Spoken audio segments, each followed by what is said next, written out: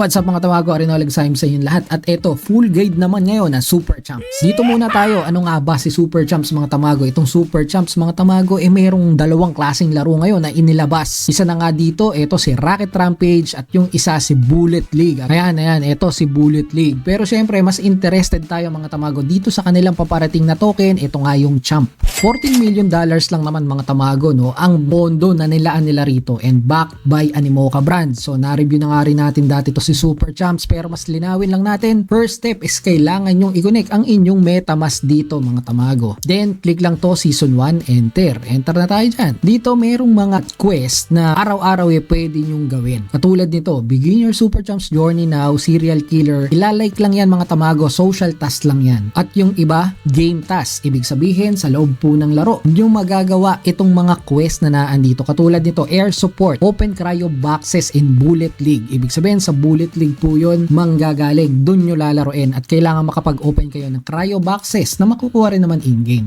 Dito may nakalagay din kung saan ba siyang laro. Ito yung icon ng Bullet League, ito yung icon ng Rocket Rampage. Banda naman dito mga tamago kung hanggang ilan lang ang puntos na pwede nating makuha. Sa buong Double Trouble, special weekend lang po ito. Matatapos ito ngayong weekend lang nga rin talaga. Hanggang 2,500 rewards ang pwedeng makuha kapag nagawa itong task na to. So malaking puntos po yun, karagdagan para sa atin lahat. Check nyo na lang kung ano yung availability at kung ano yung mas gusto nyong laro, kung yung Rocket Rampage or yung barilan ba ng Bullet League. Dito naman sa seasonal quest, hanggang matapos ang season mga tamago, ito yung mga rewards or tasks na pwede nating gawin. So karamihan po dito ay mga social tasks din, pero meron din naman mga kailangan mong i-grind sa loob ng game. Makadali lang yan, madidiscover nyo yan kapag nilaro nyo na mismo talaga yung pinaka-game. Maiintindihan nyo ano ba yung legendary or epic gear na yan, ano ba yung play premium royal na yan. Mas magiging familiar kayo dyan habang nilalaro nyo yung pinaka mga laro na inilabas nga nila. Daily quest mga tamago, pwede nyo pong paulit-ulitin to, no? Walang problema. At kapag natapos nyo na nga tong quest, ang reset nito ay syempre kinabukasan na. So ipon-ipon lang ng mga puntos mga tamago. Ngayon po ay meron na tayong 46,290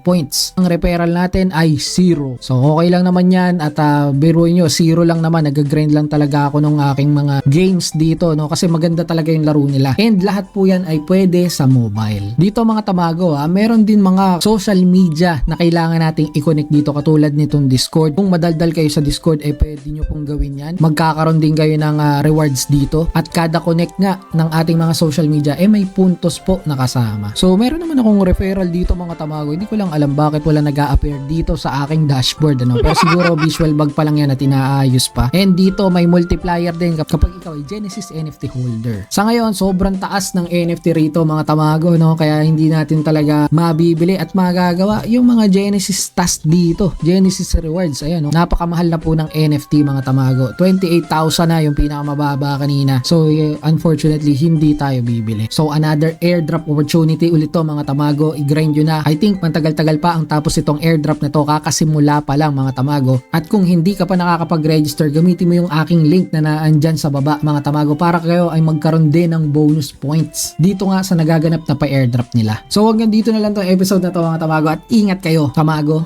out.